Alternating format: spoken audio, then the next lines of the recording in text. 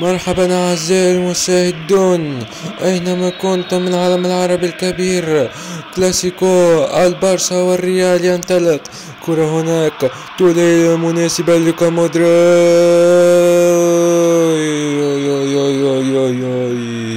فرشة خطيرة هنا. طبعا المدربان البارسا والريال. كرة خطيرة تعود لمن؟ البرازيلي. ماذا يفعل كريم الحكم؟ ماذا؟ تسلل على كريم بنزيما.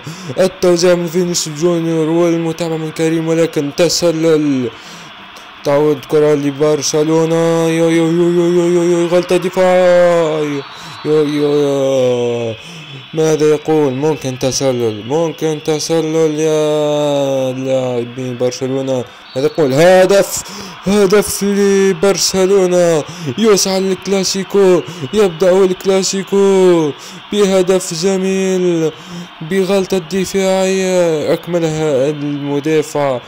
من هو المدافع؟ الفار. طبعا نقطات من الفار طبعا إنارة المشاهدين. طبعا هنا الهدف الأول لبرشلونة. تنتهي المباراة بفوز برشلونة.